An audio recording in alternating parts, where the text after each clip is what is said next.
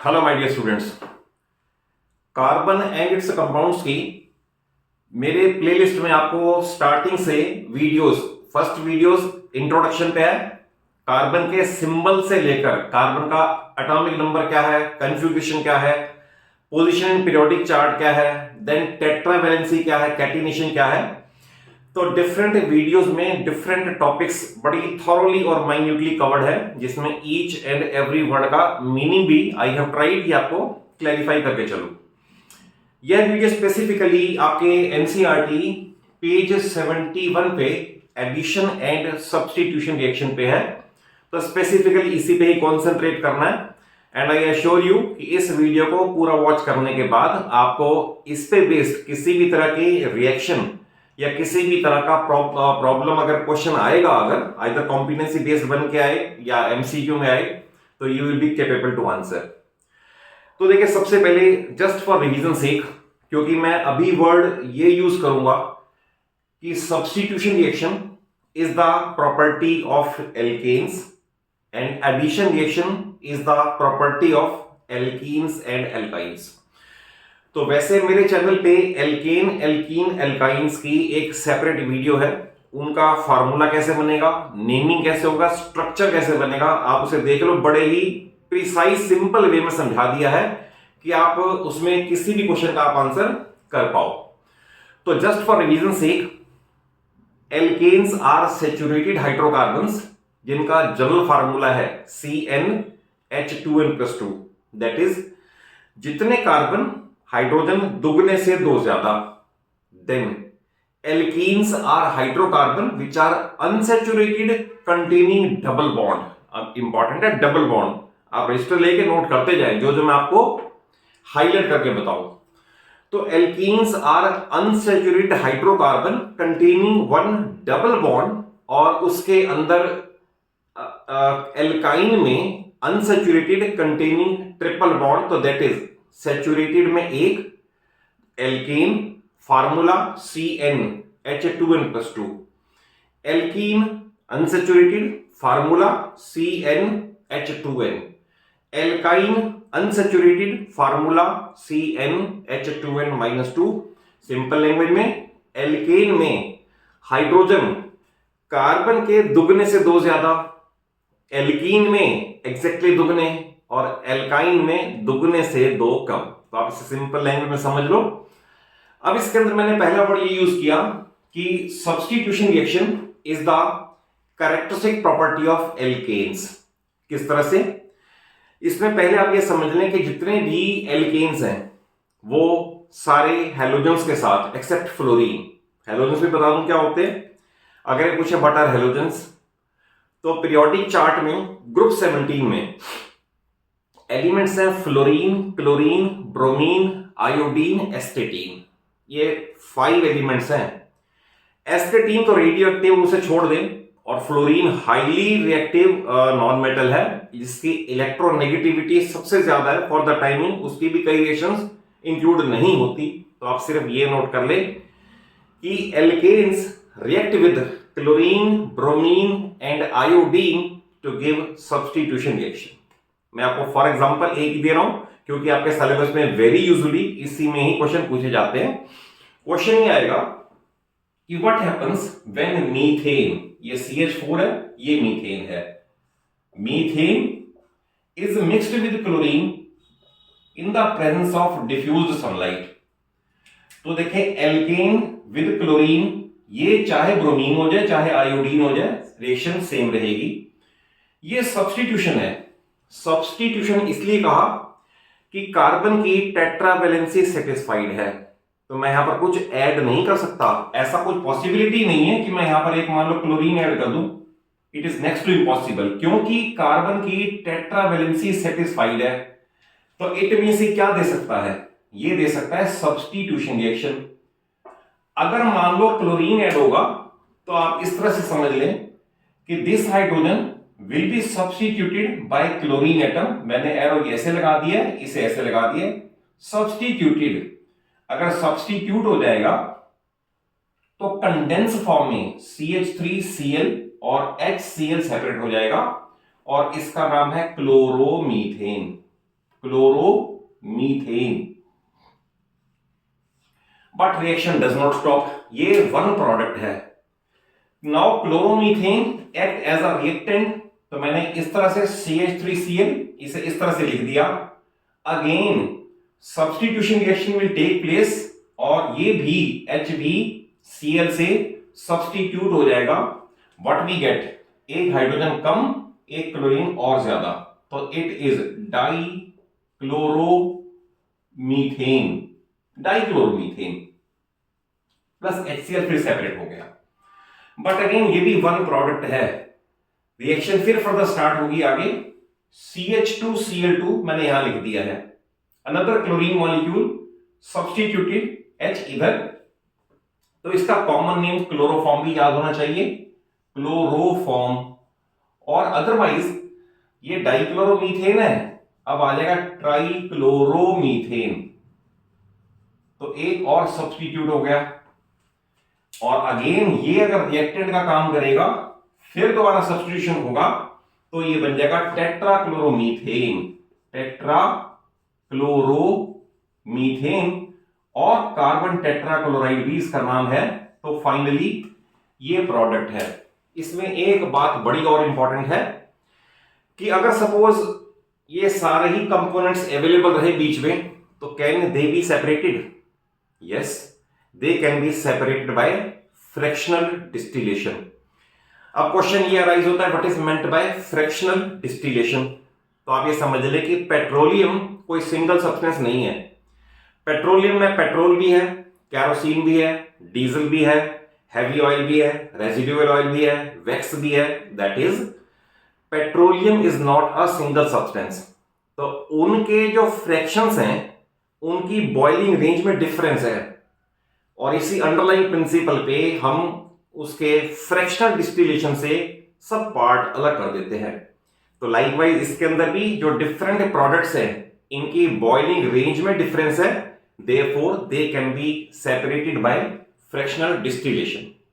Now question arises कि अगर suppose methane की जगह इथेन कोई पूछ ले, अगर एग्जामिनर टीचर ये पूछ ले कि अगर इथेन प्लस क्लोरीन हो तो बिल्कुल सेम चलेगा, ये बन जाएगा chloroethane, dichloroethane, trichloroethane, tetrachloro, pentachloro and hexachloroethane तक बन जाएगा। आपके सिलेबस में नहीं है बट आपको बता रहा हूं कि सारे एल्केन्स क्लोरीन, ब्रोमीन और आयोडीन के साथ सब्स्टिट्यूशन रिएक्शन देंगे।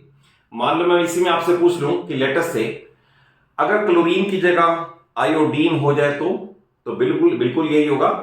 यहां पर मैं आयोडीन को आई सिंगल बॉन्ड आई लिखूंगा, यहां बना है क्लोरोमीथेन, अब बन जाएगा iodomethane, di iodomethane, tri iodomethane, tetra iodomethane, likewise bromomethane, di bromomethane अगर ब्रोमीन होगा तो इस तरह से मैंने आपको सिर्फ एक सेट समझाया है। अदरवाइज आप किसी भी एल्केन का क्लोरीन, ब्रोमीन या आयोडीन के साथ सब्स्टिट्यूशन रिएक्शन में इस तरह समझ लेंगे तो वन बाय वन सारे हाइड्रोजन सब्स्टिट्यूट हो जाएंगे बाय हैलोजन्स, यानी हैलोजन मींस क्लोरीन, फ्लोरीन छोड़ दे अगर, ब्रोमीन और आयोडीन के साथ।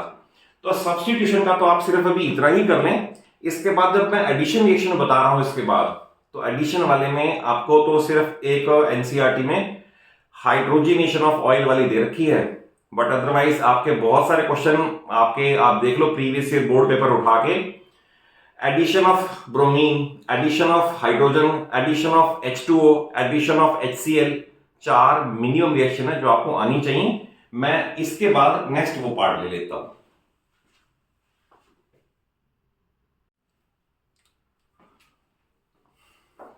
Now it is a term of addition reactions. तो इसमें भी फर्स्ट लाइन में ये आपको नोट करवा दूं कि addition reaction is the characteristic property of unsaturated hydrocarbon. जैसे मैंने बताया कि substitution characteristic property of saturated, तो ये है अनसैचुरेटेड।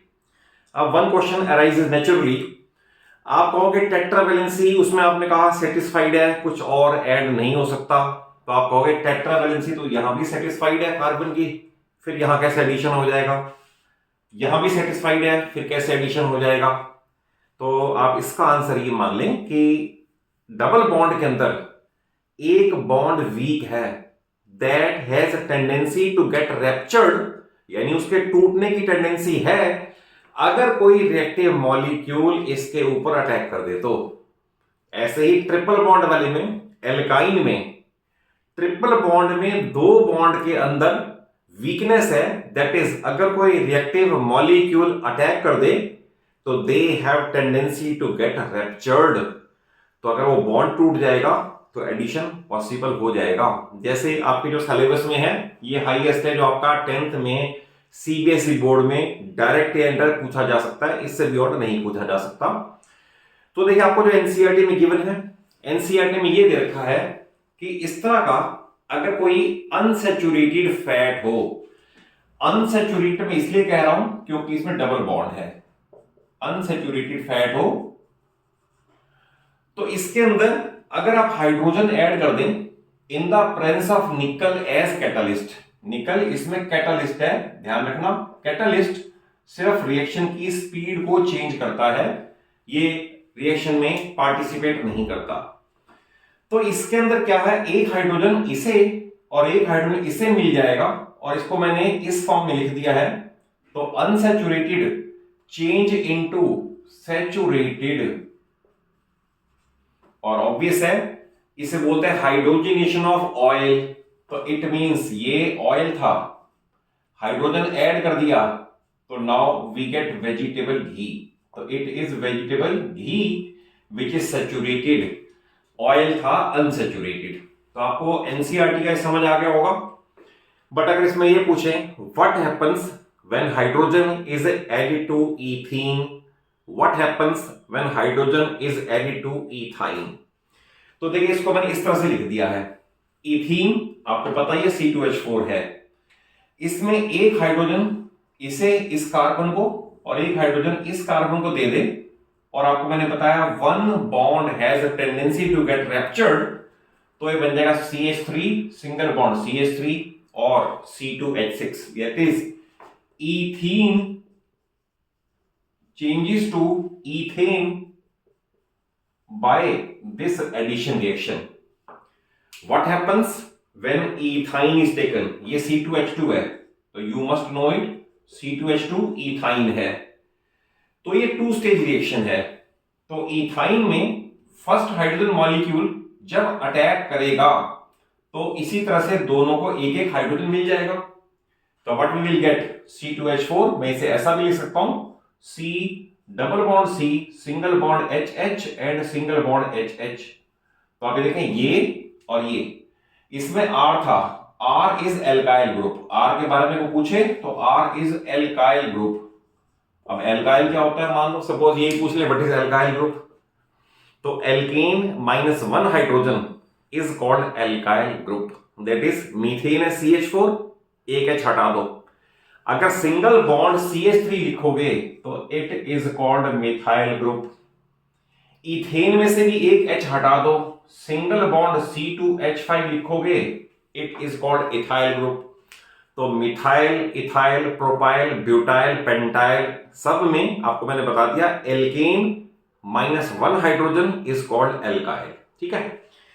तो इसके अंदर आपको ये डबल बॉन्ड बन जाएगा और इसके बाद अभी भी एक बॉन्ड वीक है, again it can get raptured अगर और हाइड्रोजन ऐड हो जाए तो इसके बाद ये रिएक्शन फिर रिपीट कर दें तो इथीन भी इथेन में कन्वर्ट हो जाएगा फाइनली, और इथाइन भी, ये इथाइन है, इथाइन ये भी फाइनली इथेन में कन्वर्ट हो जाएगा।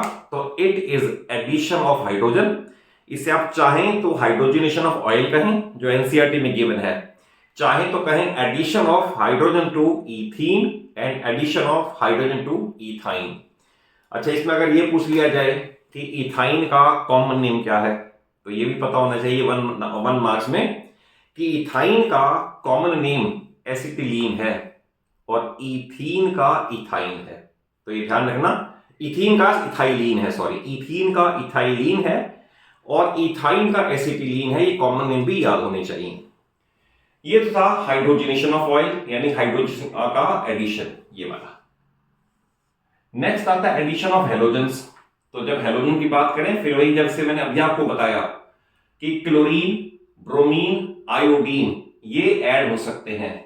तो इसी रिएक्शन में अगर सपोज मान लो मैंने अब चेंज कर दिया, अगर हाइड्रोजनेशन की जगह हेलोजिनेशन कर दिया, तो हेलोजिनेशन में यहां पर मैं लिखूंगा Br सिंगल बॉन्ड Br।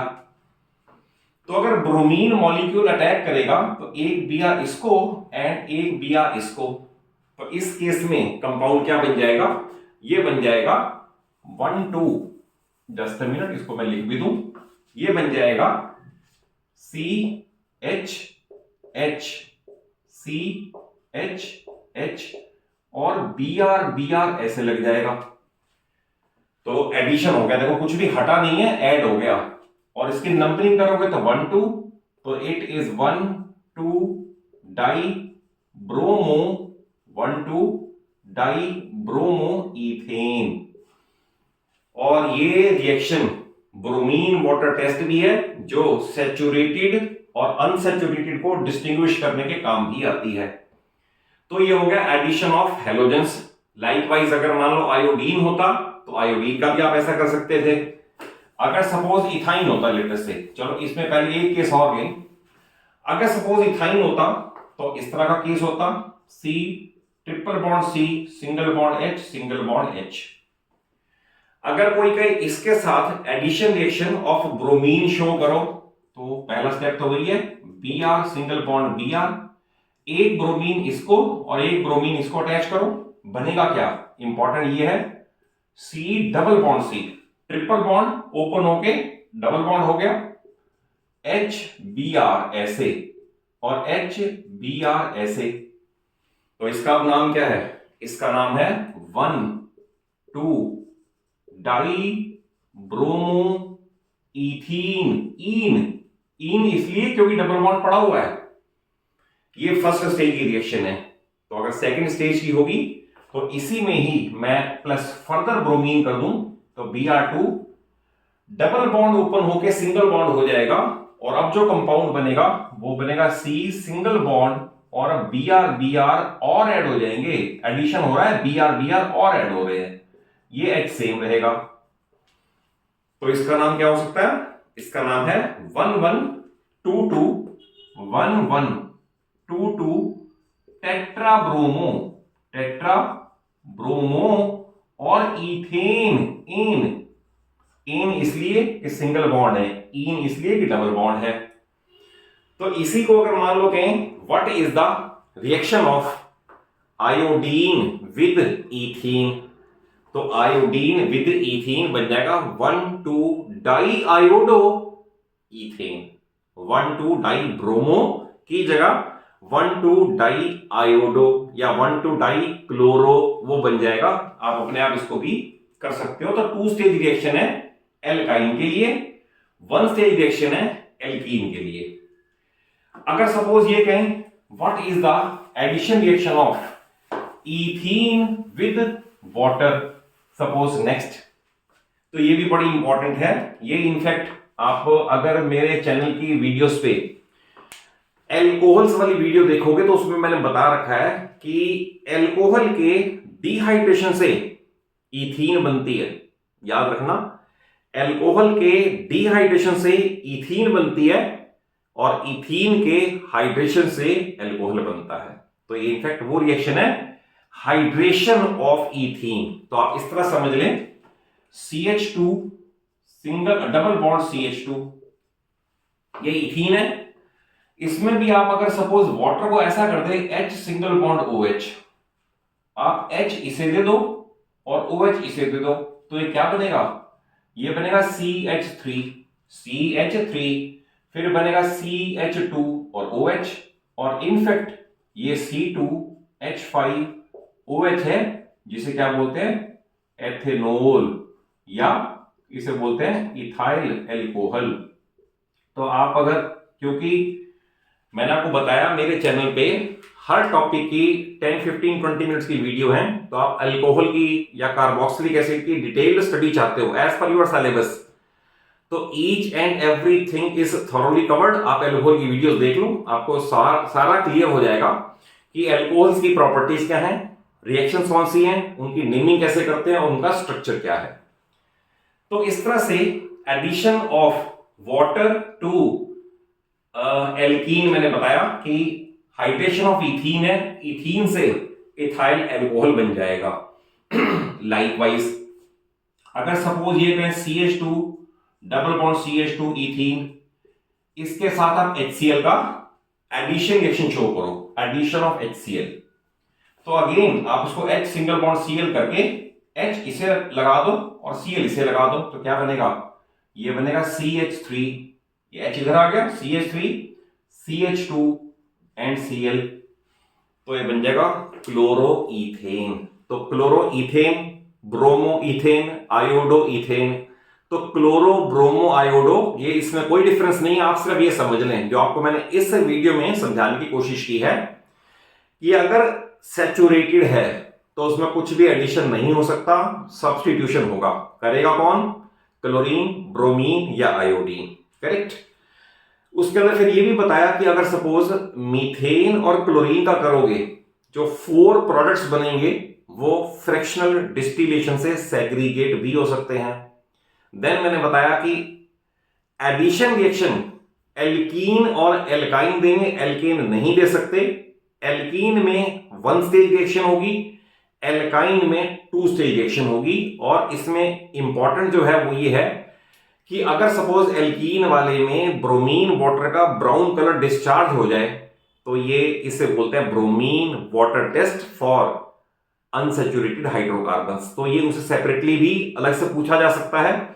और अदरवाइज इसमें भी वही है कि अगर ब्रोमीन इथीन पे करेगा तो 1 स्टेज रिएक्शन है, अगर ब्रोमीन इथाइन पे करेगा तो 2 स्टेज रिएक्शन है।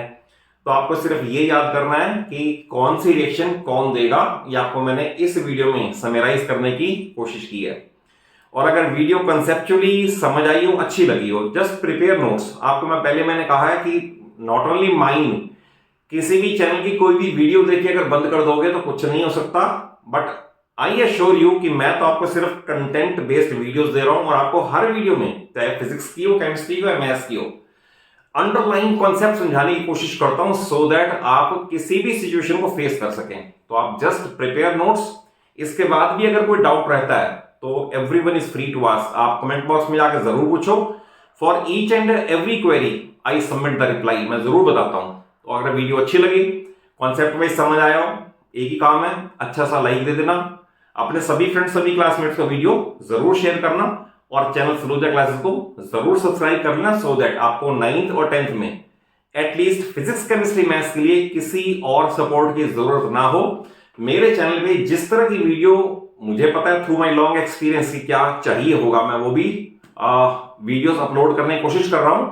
और अगर आपको कोई एडिशनल टॉपिक पे फील होता है तो डू टेल मी, मैं उस तरह की वीडियो भी प्रिपेयर करके आपको जरूर सर्व कर दूंगा। Okay, thank you for watching the video.